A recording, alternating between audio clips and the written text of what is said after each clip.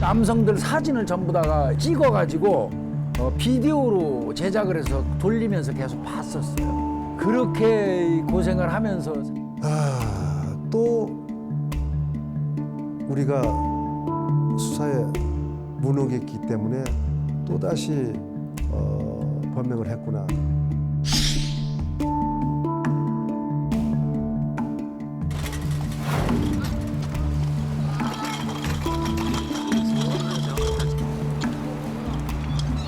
전 국민의 공분을 샀던 대표적인 미자 사건에 대하여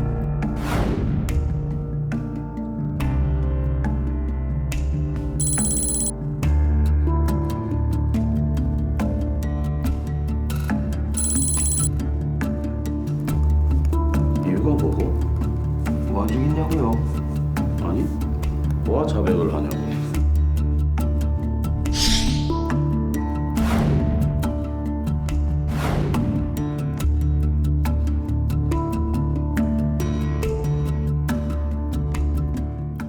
화성 연쇄 살인 사건의 유력한 용의자로 특정된 교도소에서 무기수로 복역 중인 사람이 있죠. 그동안 수사기관이 경찰이 이 사람 상대로 해서 화성 연쇄 살인 사건 5차, 7차, 9차 3건의 사건에서 당신의 DNA가 나왔으니 당신이 범인이다. 그러나 이것을 부인해 왔었는데 어제 저녁에 기사가 나왔죠. 이 사람이 마음을 바꿔서 내가 화성 연쇄 살인범 맞다 이렇게 자백했다고 하는 겁니다. 그리고 화성 연쇄 살인 사건 말고 다른 살인 사건도 몇 건 더 있고 또 성폭행 사건은 30여 건이나 된다 이렇게 얘기를 했다고 합니다. 왜 갑자기 생각을 바꾼 걸까요? 두 분과 함께 이야기를 나눠보도록 하겠습니다. 먼저 이 자리에 화성 연쇄 살인 사건을 직접 수사하셨던 정말 미치도록 그놈을 잡고 싶었다고 말씀하셨던 하승균 전 전라북도 임실경찰서장님 나와 계시고요. 전문가분도 모셨습니다. 오윤성 순천향대 경찰행정학과 교수님 나오셨습니다. 어서 오십시오. 어서 오십시오. 먼저 우리 하승균 서장님, 자백했다 이 얘기 들었을 때 어떤 생각이 드셨어요? 예상했습니다. 예상하셨습니까? 다만 좀 빨리 했구나. 물론 빨리 하게끔 지금 수사본부에서 밤샘 조사를 했겠지만은 내가 생각했던 좀 시간이 걸릴 줄 알았습니다. 예. 그런데 시간이 걸리더라도 자백은 할 걸로 예상을 하셨다는 그럼요. 얘기입니까? 예. 그 근거는요? 예, 움직일 수 없는 것은 그 DNA이고 또 제가 좀 빨리 했다라고 이 얘기하게 된 근거는 이 사람이 체념을 했어야 됩니다. 체념을 했어요. 예, 지금까지는 오직 일관되게 20여 년을 교도소 생활하면서 모범수로 그렇습니다. 그래서 그 모범수를 나가려고 그랬는데 나름 이거 발각이 되다 보니까 범인 입장으로서는 청천벽력이죠. 처음에 분노가 들끓었을 겁니다. 내가 다 된 밥에 곧 빠뜨린다고 이렇게까지 했다가 지금 최근에 수사진에서 강한 압력이 들어가고 또 DNA가 나오고 그러다 보니까 이쯤에서는 앞으로 교도소를 벗어날 수 없겠구나 생각했을 적에 이쯤 돼서 이 체념을 하고 이제 나름 확신은 안 가지만은 그 피해자들한테 속죄도 할 겸 이렇게 살기 위해서 아마 입장을 바꾼 거 아닌가. 예, 생각됩니다. 예. 그 당시 사건을 아마 직접 수사하시면서 그 용의자, 범인의 심리 상태까지도 아마 이런저런 생각을 우리 서장님은 많이 하셨을 거라고 생각이 드는데 교수님 생각은 어떻습니까? 교수님께서 보시기에는 왜 이 사람이 그동안 부인하다가 다 내가 한 것입니다라고 자백을 한 걸로 보십니까? 저는 이제 크게 세 가지 가능성을 봅니다. 첫째는 이제 본인 스스로가 정말 뉘우쳐서 그럴 가능성은 거의 없다라고 보는데요. 그렇게 해가지고 이제 자기가 뭐 이제 더 이상 밀려서 이제 나갈 길은 없다라고 생각을 해서 했을 수도 있고 또 하나는 이제 그 본인의 가장 커다란 목적이 가석방이었는데 예. 그런 것들이 이제 좌절되고 난 상태에서 경찰에서 더미는 여러 가지 것들에 대해 가지고 그냥 자포자기의 심정으로 했다라고 이제 또 볼 수가 있고요. 또 하나는 본인이 이제 가석방은 처음에 아마 본인이 불가능하다라고 생각을 했을 겁니다. 경찰에서 증거를 들이밀었을 때. 그렇기 때문에 저희가 바로 이춘재라고 하는 인물이 과연 어떤 인물인가? 예. 지금까지 아까 말씀하셨습니다마는 대한민국에서 정말 이 오랫동안 그야말로 대표적인 연쇄살인범 아니겠습니까? 예. 그리고 이제 경찰에서 수사를 받으면서도 나중에 자백을 하고 검찰에 가서는 자기는 뭐 강압 수사를 받아서 했다라고 하기 계속적으로 말을 바꾸는, 그리고 재판정에서도 말을 바꾸는 그런 사람이라고 하는 측면을 우리가 봤을 때는 100% 이 사람이, 즉 이춘재가 얘기하는 그 모든 것들을 우리가 굉장히 순진하게 받아들이기는 어렵다. 그래서 아마 경찰에서도 지금 여러 가지 어떤 그 자백의 신빙성이라든가 이런 것들을 좀 차분하게 검토를 하겠다라고 하면서 구체적으로 어떤 내용을 자백을 했다라고 하는 것은 밝히지 않았고요. 그 건수만 지금 이제 밝힌 상태인데 예. 제가 볼 때는 다양한 가능성을 염두에 두고 접근을 해 들어가야 될 거로 봅니다. 예. 가석방 관련해서 이제 이렇게 밝혀지게 되면서 가석방은 불가능해졌다. 이제 평생을 감옥 안에서 살다가 죽어야 한다. 그러면 영화나 드라마에서도 나오는데 혹시 내가 이런 사건의 범인이다라고 이야기를 해서 교도소 안에서 교도소 생활을 좀 더 편하게, 잔인한 범죄를 저지른 죄수일수록 교도소 안에서는 또 다른 죄수들이 뭐 귀찮게 안 한다면서요. 혹시 그런 것들을 또 노렸다, 뭐 이런 해석도 가능할까요? 오직 목표는 하나라고 봅니다. 이미 그 범인이 그 화성에서 청주로 이사 가기 전에 그 지역 주민들한테 굉장히 얌전하고 모범 청년으로 이렇게 호평을 받는 등 그 당시의 성격이 교도소 안에서 그대로 드러나는 겁니다. 그래서 오직 목표가 가석방을 해서 빨리 나가기를 위한 모든 집중을 행동과 함께 그렇게 보였을 걸로 예상이 됩니다. 예, 알겠습니다. 이 감옥 안에서 이제 다 알려졌기 때문에 복역 중이었던 뭐 교도소로 다시 돌아가서 또 생활하면은 이런저런 자기가 생각하기에는 불편함이 있을 수도 있고요. 뭐 그런 것들 때문에 또 혹시 자백한 것은 아닌지. 또 하나, 자백을 했더라도 지금 경찰이나 검찰 아까 말씀하신 것처럼 확인을 해야 되는 것 아닙니까? 그렇죠. 자백만 갖고 이 사람이 이거 다 했다라고 결론 지을 수는 없지 않습니까? 또 네. 처벌도 못 하는 건데. 네. 그냥 진실을 밝히기 위해서 지금 현재 이걸 하는 건데. 그렇죠. 그러면 그런 그 자백이 좀 뭐라 그럴까요? 과잉이라고 할까요? 내가 한 것 아닌데도 막 했다라고 했을 가능성, 그건 또 어떻게 보십니까? 우리나라에 이제 그와 관련된 대표적인 사건이 유영철 사건입니다. 유영철 같은 경우는 경찰 수사를 받는 그 과정에서 경찰에서 야 이것도 네가 한 거 아니냐라고 했을 때 그때 수긍을 했어요. 나중에 알고 보니까 그게 정남규가 한 것으로 밝혀졌거든요. 예. 그 서울의 이제 서남부 지역의 연쇄살인 사건. 그렇게 하면서 나중에 또 유영철이가 뭐라고 얘기를 했냐면 내가 아닌데 경찰에서 그렇게 더 밀기 때문에 나는 그렇게 했다. 그 일종의 약간 이 수사기관을 좀 우롱하려고 하는, 좀 뭔가 어떤 주도권을 잡고 흔들려고 하는 그런 것들도 분명히 존재한다는 거죠. 그 외국 같은 경우도 이제 우리가 연쇄살인범들과 관련된 그 여러 가지 그 내용들을 살펴보면은 그런 식으로 경찰과에 있어서의 지금 현재는 본인이 그 바로 공소시효 만료로 인해서 더 이상 처벌받지 않는다라고 하는 그 사실에서 인식을 하고 있어요. 그러니까 이제 8차까지 걸친 그 과정에서 경찰이 어떻게 보면은 처벌을 할 수 있는 입장에서 수사를 하는 그런 가벌 관계가 아니라 오히려 이춘재의 그 진술을 끌어내기 위해서 예.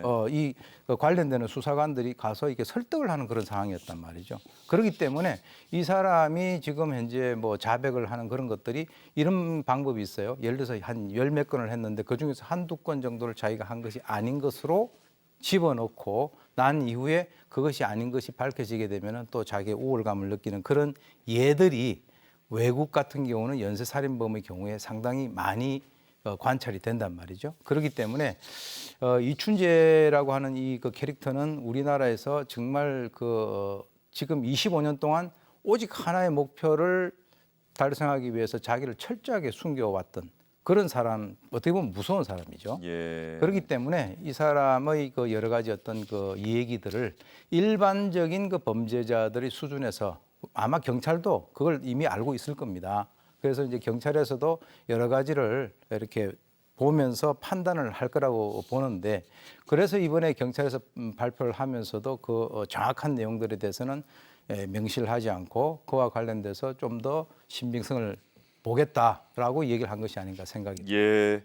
지금 교수님께서는 말씀하시면서 그 용의자 이름을 계속 말씀하시는데 SBS는 아직까지 이름을 공개를 하지 않고 있습니다. 다른 언론은 다 나가고 있는데 저희 입장에서는 그냥 이모 씨라고 해서 지금 자막이 저렇게 나가고 있는데 뭐 저희 원칙은 또 저렇다고 합니다. 경찰 수사기관에서 이름을 공개하기 전까지는 얘기를 하지 않는다 이렇게 얘기를 하고 있다는 점 여러분께 말씀을 드리고요.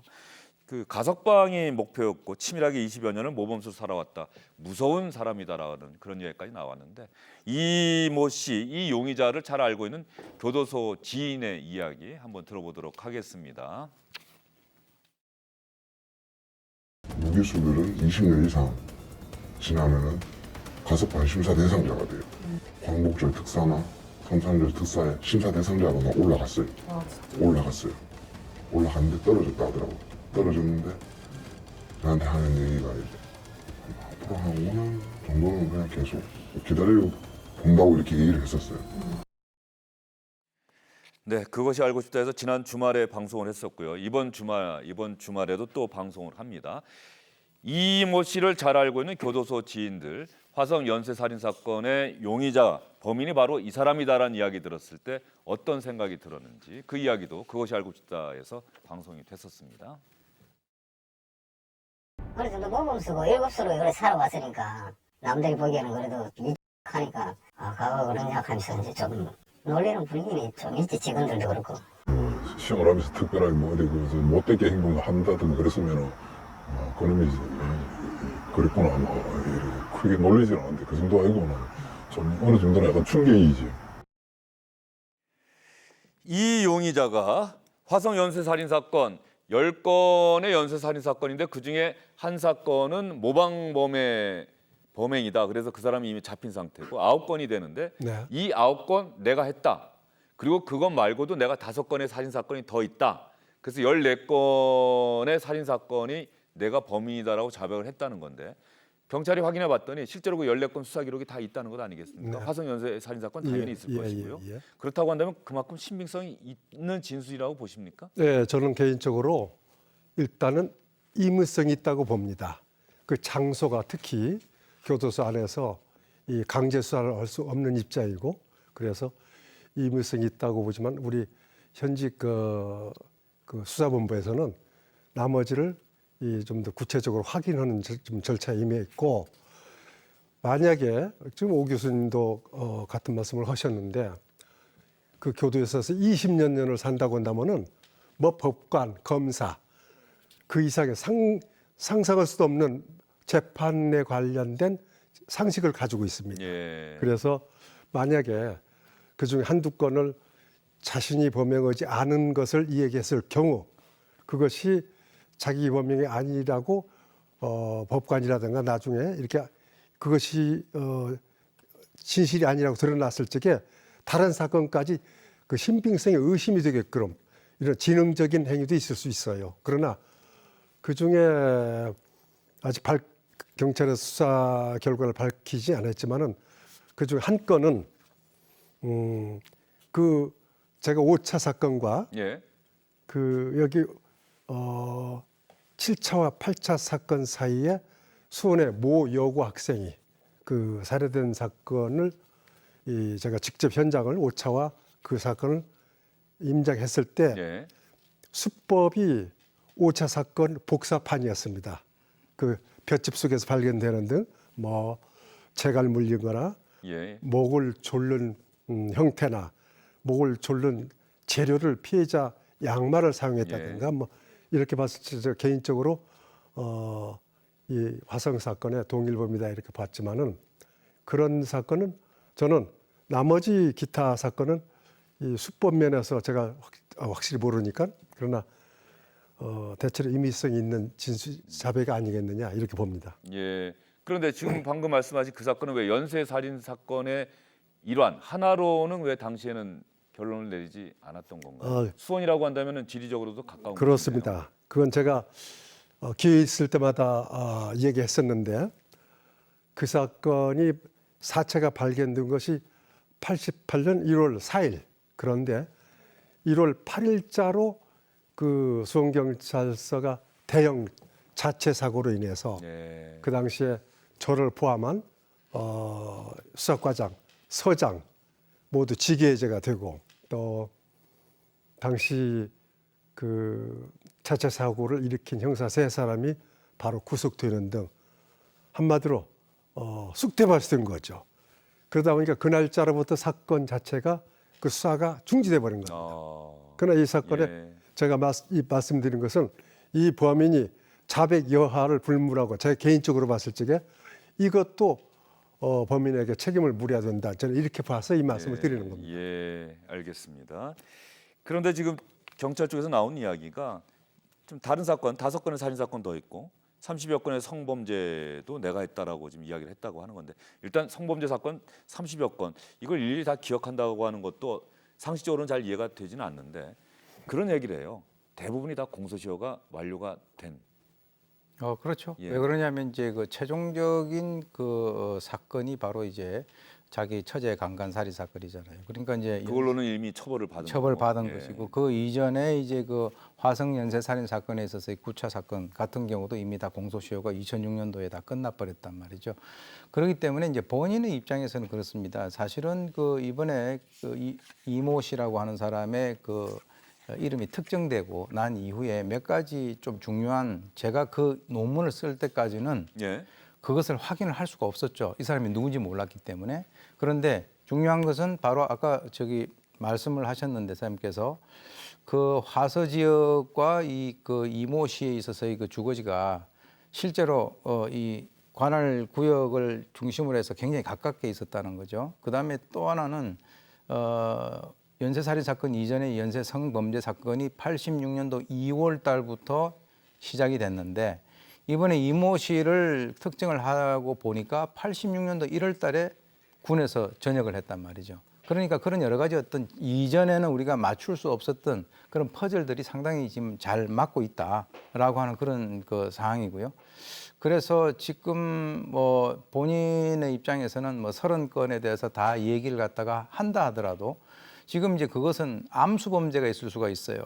제가 사실 오늘 두 분 말씀 들으면서 이게 영화 이야기 해도 되는지 모르겠습니다만 그 암수살인이라고 하는 영화가 나왔었는데 네. 그게 그 교도소에 있는 죄수가 누군가 어떤 범인을 미치도록 잡고 싶은 그 형사를 이용해서 내가 사실은 이거 했다. 근데 네가 찾아봐라. 뭐 이런 컨트롤 하는 예, 그런 게 예, 나오죠. 예. 근데 이제 암수 범죄가 정확히 어떤 내용이냐면 실제로 범죄가 발생이 됐는데 그 피해자들이 신고를 하지 않거나 또는 뭐 살인을 했는데 실종으로 돼버리거나 피해자들이니까 가족들이 모르거나 예 또는 뭐 이제 그 성범죄 같은 경우는 이제 피해자들이 거기에 대해서 신고를 안 하니까 이 사법기관에서는 그것을 통계로 잡을 수가 없죠. 지금 그 연쇄살인 이전에 있었던 그 7개의 연쇄 성범죄 사건 그것과 연관돼 가지고는 혹시 그것도 다른 그 범죄들이 있었는데 그 당시만 하더라도 30년 이전이니까 이 피해자들이 경찰에 자기가 성폭행을 당했다라고 신고를 하지 않았을 가능성도 있다. 그런 측면에서는 당연히 현재 경찰에서 가지고 있는 신고된 사건보다는 바로 이 이모 씨가 얘기를 하는 그런 그 어떤 성폭행 사건들의 숫자가 더 많다라고 하는 것이 그건 당연하다 이렇게 봅니다. 예. 서장님께서는 이 사건 수사하시면서 제가 아까도 혼잣말처럼 확인했습니다만 이 범인이라고 하는 사람은 이런 사람일 거다. 이런 심리를 갖고 있고 이런 성격일 거다. 그런 것까지 늘 이렇게 가정하시거나 이렇게 오시지 않습니까? 서장님께서 생각하는 이 용의자, 이 범인은 어떤 사람이다라고 수사하시면서 생각을 하셨어요? 네, 제가 생각했던 그 사람이 바로 정확하게 그 정령이 모든 게 드러났습니다. 예, 그런데 그 당시에 저 한 팀을 했던 이런 형사들한테 제가 항상 일관되게 얘기했던 부분은 이 범인은 동종수법 전과자일 수도 있지만은 그러나 혹시 그 어느 지역 특정 지역에서 탐문 수사를 할 때 그 주민들한테 또는 이장, 반장, 통장한테 물어볼 때 예. 어느 특정인을 물어볼 때 그분들은 그 사람이 그럴 사람이 아니다. 아주 효자고 동네에서 모범 청년이다라고 얘기하더라도 일단 용의자 몽타주와 비슷한 사람이 나타났다고 한다면은 예. 그걸 무시하고서 수사를 해라. 그랬는데 그 요행인지 정확히 맞아 들어갑니다. 이 동네에서도 그랬고 어머니도 뭐 저기 다른 언론 보도를 예, 보면 예, 예. 어머니도 내 아들이 그럴 예, 예. 아들이 아니다라고 이야기했다라고 하는 거예요. 예, 그래서 이 범인은 밤에만 동네 주민들한테 인사도 잘하고 나가서 목적을 달성하고 다시 집에 들어가서 정상적인 얌전한 생활을 해온 거 아니냐 이렇게 봤을 때 그 당시에 예측했던 그 아주 모형과 아주 굉장히 닮아 있습니다. 예.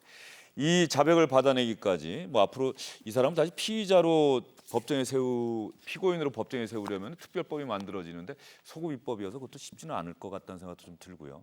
그렇죠? 그렇습니다. 교수님, 현실적으로 보기에. 그렇습니다. 왜 그러냐면 지금 이제 공소시효가 만료가 됐지 않습니까? 그러니까 이제 지금 특별법을 만들어서 이제 처벌하는 경우는 뭐 딱 한 번 있었죠. 그런데 지금 이런 경우에 이 사람을 처벌하기 위해서 특별법을 다시 만든다. 물론 이제 국민들의 정서라든가 이런 그 측면에서 봤을 때는 특별법을 만들어서라도 처벌을 해야 되는데 현실적으로 그럼 특별법을 만들어서 이 사람을 처벌을 해서 이 사람에게 가할 수 있는 어떤 그 처벌적인 실익이 있는가라고 하는 측면에서 봤을 때 이 사람 지금 무기수라고요. 그럼 다시 한다 하더라도 뭐 사형 선고를 내린다 하더라도 실제로 사형 집행되지 않지 않습니까? 현재 예, 그렇다면은 소위 얘기해서 머리에 그 계급장 하나만 더 다는 거예요. 쌍무기수가 되는 거예요. 그런 여러 가지의 그 과정을 봤을 때 과연 이것을 우리가 특별 입법을 해서 이 사람을 처벌해야 될 것인가라고 하는 그런 것들이 어떤 그 법적인 문제라든가 이 현실적으로 우리가 넘어야 될 그럴 그 어떤 그 극복을 해야 될 것들이 상당히 많이 있다. 쉽지는 않을 것 같습니다. 결정적인 것은 어쨌든 DNA라고 하는 부정할 수 없는 증거가 나왔고 그 증거 앞에서 이 용의자도 태도를 바꿀 수밖에 없었고 이 프로파일러들과 이 용의자 범인 간의 어떤 심리적으로 연결되는 자백이 나올 때까지 그런 결정적인 순간이 있는 거죠. 왜 그러냐면 지금 짧게 말씀해 주시죠. 예. 이 사람 같은 경우는 지금 처벌받지 않는다는 걸 알고 있어요. 그러니까 겁박을 해가지고는 절대 이 그 어떤 설득을 해서 자백을 끄집어낼 수가 없기 때문에 이 사람에 대해서 어떤 공감대 형성이라든가 하는 그런 측면에서 경찰청에서도 여성 프로파일러를 보냈지 않습니까? 예. 그런 여러 가지 것들을 고려를 한 것으로 보입니다. 예, 알겠습니다. 사장님, 이 용의자 범인 아직까지 뭐 만나지는 못하셨을 것 같은데. 예, 안 만났습니다. 예, 이제 만나면은 무슨 얘기 하고 싶으세요? 저 다른 얘기보다도 그 피해자 자기에 의해서 귀한 목숨을 잃은 피해자들과 이런 모든 분들에게 사과를 하는 걸 좀 듣고 싶습니다. 진심으로 사죄해라. 예, 예, 알겠습니다. 두 분과 함께 화성 연쇄 살인 사건의 용의자가 내가 화성 연쇄 살인범이 맞다고 자백했다는 내용 여러분께 전해드렸습니다. 수고 많으셨어요. 잊지 못할 빗속의 여인. 잠시만 앉아 계셔도 됩니다. 우리 서장님께 이 노래와 관련한 설명 드리고요. 예. 어디 있나 노란 장현 씨가 부른 빗속의 여인이라는 노래입니다. 영화 살인의 추억에 삽입됐던 노래입니다. 비가 오는 날, 영화 속에서는 그랬죠. 비가 오고 붉은 옷을 입은 여성들만 노렸다. 그러나 현실의 화성 연쇄 살인범은 그렇지 않았다라고 경찰은 이야기하고 있습니다. 늦게라도 범인이 자백을 했다고 합니다. 이 자백을 통해서 이번 일을 계기로 해서 대한민국에서는 남의 귀한 생명을 빼앗는 사람은 마지막 순간까지 그 사람이 이 세상에서 사라지는 그날까지라도 수사기관은 반드시 쫓아가서 체포한다. 그런 원칙이 확립되는 그런 중요한 계기가 됐으면 합니다. 태풍이 올라오고 있다고 하니까 비, 바람에 피해가 없도록 주의하시기 바랍니다. 주영진의 뉴스브리핑 오늘은 여기서 인사드립니다. 잊지 못할 빗속의